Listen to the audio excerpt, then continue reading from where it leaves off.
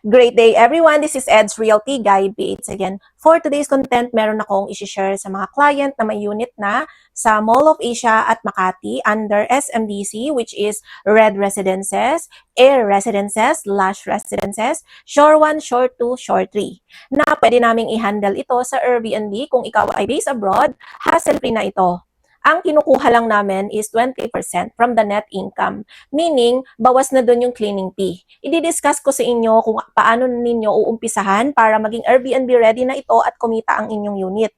Lalo na is matagal na siyang tenga, ano yung mga pwede nating gawin. Lalo na rin sa mga clients na kakabili lang ng unit at walang mag-handle dahil nasa ibang bansa sila, pwede kaming mag-handle. I have my group na Eds on the go na pwedeng mag-handle ng mga unit. From furnishing, bank financing, Airbnb rentals, na pwedeng kumita yung unit nyo. And also, interior, basic furnish, we also do that. Ang hinihingi lang namin sa Airbnb is 20%. So, let's start and discuss kung ano yung mga kailangan. Ang una kong hinihingi sa mga clients is kailangan naka-Airbnb ready, which is naka-interior yung unit nyo. Kasi, syempre, dapat Instagrammable para yung mga guests, piliin yung unit natin, at hindi tayo mahirapan sa market. At hindi rin kami mahirapan. So, number one rule ko talaga is naka-interior siya. So, ganito yung sample ko sa interior. Second is, kailangan ipa-digital lock natin yung unit. Kailangan kasi yung smart lock is, napapalitan siya, let's say, 4 na araw lang, nag-stay yung guest natin. So, mamomonitor natin yon dahil hindi na sila makaka-entry after na expired na yung passcode. So, 4 na araw and maiwasan din mawala yung susi. Yun ang kinagandahan ng smart lock. Kahit nasa ibang bansa ka, pwede mong palitan yung passcode mo basta meron ka nung apps.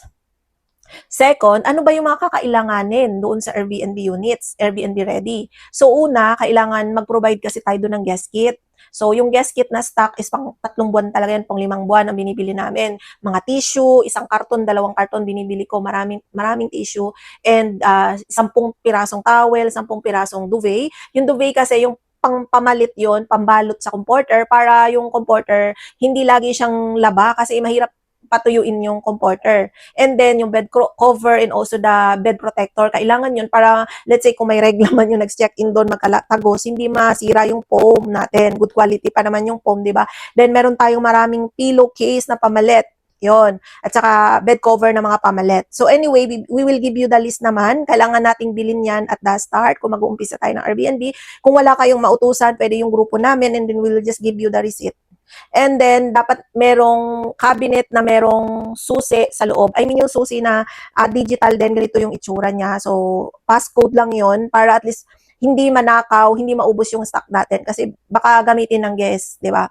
So, protect siya. And pag lilinisin na ng cleaners, rotation na lang, papalit na lang siya. Then, habang nililinis niya, nilalaban na yung ginamit and medyo malamig pa yun, basa pa yun, para hindi antayin na patuyuin sa loob ng unit. Dadalin na lang yan ng cleaner kung saan siya nakabase para hindi na aantayin na matuyo doon sa loob ng unit. And ready na agad yung unit. And meron kasing mga guests na nag-early check-in sila. So, minsan, pag wala namang nag-stay nung unang araw na yon, pwede sila mag-early check-in. Kung meron, talagang strictly kung anong oras yung check-in time. And about naman sa Airbnb apps, pwede naman na co-host lang kami, Airbnb apps nyo yung gagamitin. Para sa inyo pumasok yung payout. Pwede din naman yung Airbnb apps namin kasi super host na. We will just give you the receipt or yung Excel. Pero I recommend din minsan kung gusto ni owner para kita niya yung mga flow of conversation at saka yung calendar on the spot, pwede naman Airbnb apps nyo na lang, then co-host na lang kami. Ganon yung ginagawa ko. And then kung ang unit nyo ay hindi pa ready sa Airbnb, I mean yung design, hindi naka-interior, pwede natin yung pagandahin. Meron tayong package. So we will give you the package of the inclusion. Yung itsura ng unit, we will give you everything. Para may options kayo. Ito, magkano ba to yung package na yan? So, pwede natin pag-usapan. And yung unit nyo, hindi pa siya nababank financing, we can also help you do bank financing. Accredited kami sa mga bank like BDO, PS Bank, BPI, ayan, we can help you all the way. Gumawa ako ng content na to para may maisend ako sa client ko kasi nagtatanong sila kung paano ba simulan, ano ba yung mga kailangan sa pagpapa-Airbnb. Next time, gagawa rin ako ng content na nandun na ako mismo sa loob ng unit kasi ngayon fully book lang yung mga unit ko na may mga guest kit na, yung mga ready na sa Airbnb, may mga naka-check-in agad eh. Kaya gumawa muna ako ng content na to para may maisend ako sa mga clients na gustong magpa-handle ng Airbnb. Ito lang is start pa lang. Kung meron kayong question, i-message nyo lang ako dito sa aking Viber or WhatsApp, or you can comment down below. I can answer.